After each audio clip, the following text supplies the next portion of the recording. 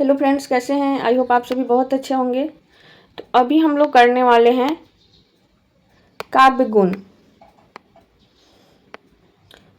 इसमें हम लोग देखेंगे काव्य गुण क्या होता है, काव्य गुण के अर्थ कितने होते हैं, उसकी परिभाषा कौन से विद्वान ने किस तरह से दिया, उसके प्रकार कितने हैं और कैसे हम पहचानेंगे कि कौन सा काव्य गुण कहाँ पे होगा। तो आप लोग क्लास में लास्ट तक जरूर बने रहिएगा। ये class RPSC first grade, second grade और टीआरई बीपीएससी टीआरई 4.0 के लिए इम्पोर्टेंट होगी। तो चलिए सबसे पहले हम काव्य गुण का परिभाषा और अर्थ देखते हैं। तो पहले हम अर्थ देखेंगे।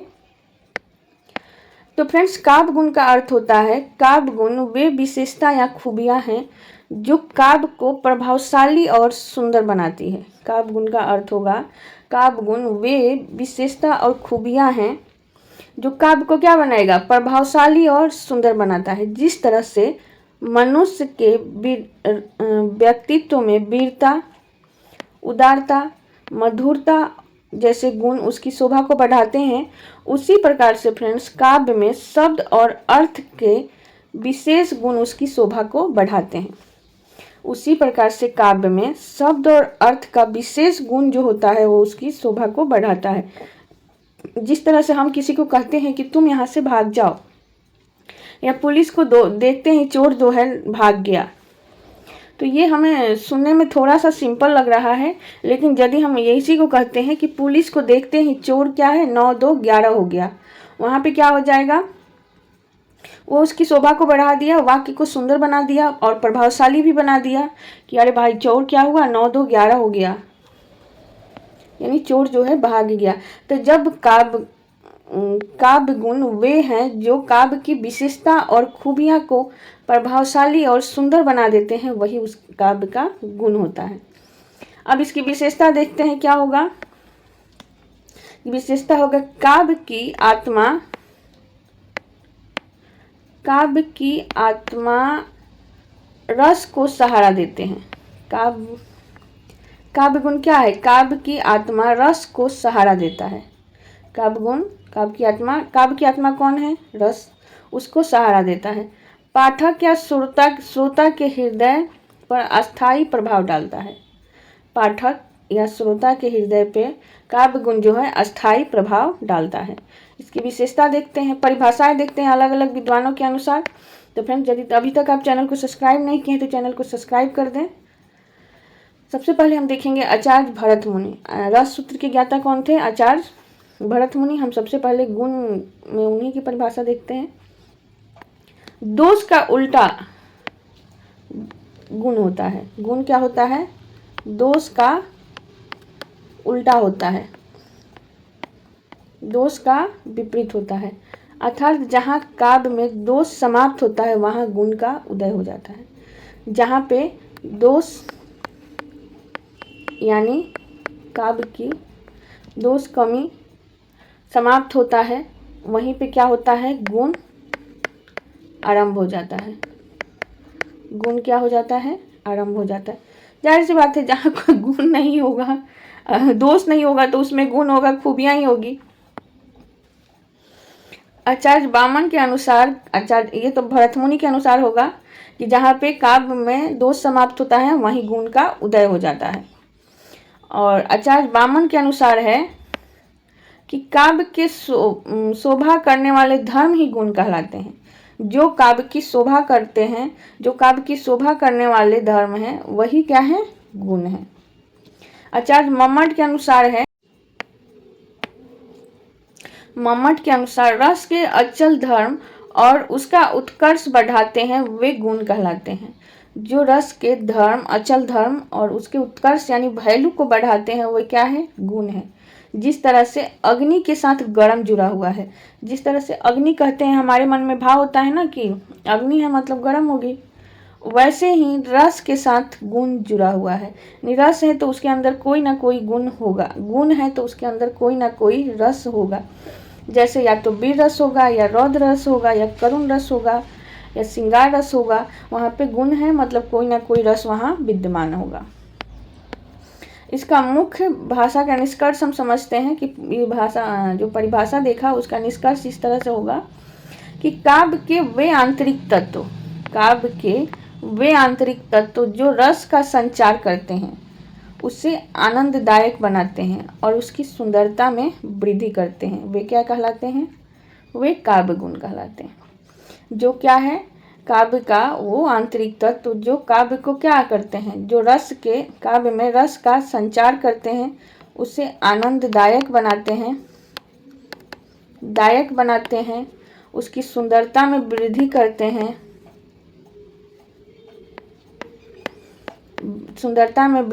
करते हैं, वो क्या है? काव्य गुण कहलाते हैं।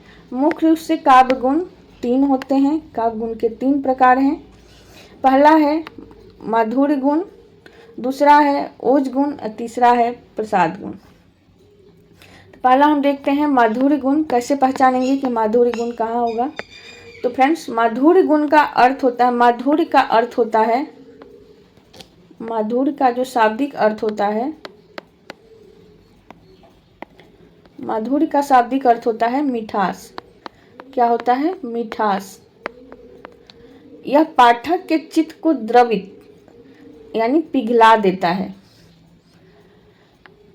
और उसके हृदय में शांति और प्रेम का भाव भरता है। उसके हृदय में क्या करता है? शांति और प्रेम का भाव भरता है। कौन? माधुर्य गुण। माधुर्य गुण जो है पाठक के हृदय को पिघला देता है और उसके हृदय में शांति और प्रेम का भाव भरता है। वहाँ पे क्या है? माधुर्य गुण होता है। ध्वनि संरचना के देखते हैं कि किस तरह से हम पहचानेंगे इसको, किस ध्वनि से इसकी संरचना होती है। तो फ्रेंड्स, इसमें कठोर वर्ण में कौन होता है? ट, ठ, ड और ढ का पूर्णतः त्याग होता है। इसका नाम ही है माधुर। माधुर में कठोर का क्या काम? कठोर का कोई काम नहीं है, तो कठोर वर्ण इसमें आता ही नहीं है। अनुस्वार और कोमल वर्ण जैसे म, न और ल का अधिक प्रयोग होता है। अनुस्वार, ये बिंदी जो होता है, अनुस्वार जिसका में बिंदी लगी होती है ऊपर में, और उस कोमल वर्ण यानी म, न और ल का अधिक प्रयोग होता है। म, न और ल क्या है? इसे कोमल वर्ण कहते हैं। फ्रेंड्स, आप वर्ण वाली क्लास नहीं देखे होंगे तो देख लीजिएगा। कोमल वर्ण का अधिक प्रयोग होता है। इसका भाव क्या होता है? इसका भाव होता है मुक्त, श्रृंगार, करुण और शांत रस के लिए अनिवार्य होता है। मधुर गुण किसके लिए अनिवार्य होता है? तो मुख्य श्रृंगार रस, करुण रस और शांत रस के लिए अनिवार्य होता है। एक उदाहरण देख लेते हैं कि कंकन किंकिन नुपुर धुनि सुनी, कहत लखन सन राम हृदय गुनी। कंकन किंकिन नुपुर धुनि सुनी, कहत लखन सन राम हृदय गुनी। यहाँ कौन सा श्रृंगार रस है? यहाँ पे श्रृंगार रस है, यानी यहाँ पे माधुर्य गुण होगा। क्या होगा? माधुर्य गुण होगा, है ना। यह शब्द कोमलता सीधे मन को प्रसन्न करती है। यह शब्द की कोमलता जो है क्या है? सीधे मन को प्रसन्न कर देती। इसका हम 1 शॉट प्रैक्टिस करेंगे, उसे आप लोग जरूर देखिएगा। यहाँ पे हम लोग बस समझ गए आप कि जहाँ पे श्रृंगार, करुण और शांत रस की प्रधानता होती है, वहाँ पे क्या होता है? माधुर्य गुण होता है। अब देखेंगे हम ओज गुण। 2 नंबर होता है ओज गुण। अब ओज का अर्थ क्या होता है? ओज गुण का अर्थ होता है फ्रेंड्स तेज या दीप्त। ओज का अर्थ होता है तेज या दीप्ति। इसे पढ़ करके पाठक के मन में उत्साह और जोश का संचार होता है।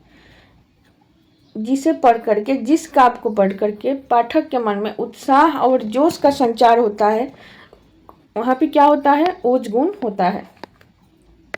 इसकी ध्वनि संरचना क्या होता है? तो इसमें संयुक्ताक्षर जैसे छ, त्र, क्र या टवर का छ, त्र और स्र होगा, और टवर के कठोर वर्ण का खूब प्रयोग होता है। इसमें कठोर वर्ण का बहुत अधिक प्रयोग होता है। लंबे समासिक पद का प्रयोग इसकी पहचान है, और लंबे समासिक पद का प्रयोग होता है। वहाँ पे कौन सा गुण होगा? वहाँ पे होगा फ्रेंड्स ओज गुण। इसका भाव क्या होता है? इसका भाव होता है वीर, रौद्र और विभत्स। वीर, रौद्र, यदि आप रस वाली क्लास नहीं देखे हैं तो देख लीजिएगा, तब आपको और अच्छे से समझ में आ जाएगा। विभत्स, रस की क्या होती है? प्रधानता होती है। एक हम उदाहरण देखते हैं। हम दर्द त्याग श्रृंग से प्रबुद्ध शुद्ध भारत, स्वयं प्रभा समुज्ज्वला स्वतंत्रता पुकारत। हम दर्द त्याग श्रृंग से प्रबुद्ध शुद्ध भारत, स्वयं प्रभा समुज्ज्वला स्वतंत्रता पुकारत। यहाँ कठोर वर्ण और भारी शब्द मन में वीरता के भाव को जगा रहे हैं। यहाँ पे कौन सा गुण होगा? यहाँ पे होगा ओज गुण। आई होप आप ओज गुण समझ गए होंगे, प्रैक्टिस करेंगे फिर और अच्छे से समझ में आ जाएगा। उस क्लास को भी जरूर देखिएगा। यदि आप रस नहीं देखे हों तो रस को देख लीजिएगा अभी तक। यदि आप चैनल को सब्सक्राइब नहीं किए तो चैनल को सब्सक्राइब कर लें फ्रेंड्स, क्योंकि इसके बाद हम लोग काव्य दोष पढ़ेंगे। काव्य गुण के बाद हम लोग काव्य गुण का प्रैक्टिस करेंगे, फिर हम लोग काव्य दोष देखेंगे। अब हम देखेंगे तीसरा और गुण कौन सा है? प्रसाद गुण। यानी प्रसाद गुण कहाँ होगा? सबसे पहले प्रसाद गुण का अर्थ देखते हैं। तो प्रसाद गुण का अर्थ होता है निर्मलता या स्वच्छता। निर्मलता या स्वच्छता। जैसे सूखे ईंधन में अग्नि तुरंत फैल जाती है, वैसे ही प्रसाद गुण युक्त रचना का अर्थ तुरंत समझ में आ जाता है। यानी जिस तरह से सूखे हुए ईंधन में अग्नि लगाने पे, आग जलाने पे क्या होता है? तुरंत लहक जलने लगता है। उसी तरह से प्रसाद गुण का जो भाव होता है वो स्वच्छ होता है, निर्मल होता है, वो सीधे सपाट शब्दों में होता है, वो जल्दी से समझ में आ जाता है। इसमें भाव क्या होते हैं? सरल होते हैं, सुबोध होते हैं और स्पष्ट होते हैं। भाव इसका यह सभी रस में रह सकता है। प्रसाद गुण क्या है? सभी रसों में समाहित हो सकता है। इसके कोई विशेष वर्जित वर्ण नहीं आते हैं। जैसे जाकी रही भावना जैसी प्रभु मूरत देखी तिनी तैसी। यानी जैसी जिसके मन में भावना है, उन्होंने प्रभु की मूरत उसी रूप में देखा है। जो जैसा सोचता है भगवान उसको वैसा ही दिखाई देते हैं। सरल शब्दों में कहे तो इसमें दिमाग पर जोर डालने की जरूरत नहीं पड़ती है। ये सीधी सीधी बात कहता है, सीधी सीधी समझ में आ जाता है। अब देखते हैं आचार्य के मतों की संख्या। आचार्य मत क्या है? काव्य गुणों की संख्या में अलग अलग आचार्यों ने अलग अलग मतभेद दिया है। जैसे भरत मुनि के और दांडी के अनुसार काव्य गुणों की संख्या कितनी मानी जाती है? 10 मानी जाती है। जैसे श्लेष, समाधि और उदारता आदि। इसमें श्लेष, समाधि और उदारता आदि गुण उन्होंने माना है। ऐसे काव्य गुण मुख्य रूप से 3 माने गए हैं, लेकिन भरत मुनि और दांडी जो थे उन्होंने काव्य गुण की संख्या 10 मानी है। ये ऐसे पूछता है कि भरत मुनि के अनुसार काव्य गुण की संख्या कितनी है। वामन के अनुसार काव्य गुण की संख्या कितनी है? वामन के अनुसार काव्य गुण की संख्या 10 है। शब्द गुण 10 और अर्थ गुण 10 में बांटकर उन्होंने कुल गुण जो है वो 20 बताए हैं, जिसमें 10 गुण शब्द के हैं और 10 गुण अर्थ के हैं। आचार्य मम्मट उन्होंने सर्वसम्मति से इसे 3 यानी मधुर, ओज और प्रसाद तक ही सीमित किया है। बाकी सबको इन्हीं में समाहित है। यानी अधिकतर मत जो है ये 3 ही का है, मधुर, ओज और प्रसाद गुण का। अब हम देख लेते हैं गुण और दोष में अंतर क्या होता है। तो ये काव्य के उत्कर्ष तत्व है जो रस स्वाद बढ़ाते हैं। गुण क्या है? काव्य के उत्कर्ष तत्व है जो रसों का स्वाद बढ़ाते हैं, रसों के प्रभावशील बनाते हैं, रसों को सुंदर बनाते हैं। और दोष क्या होता है?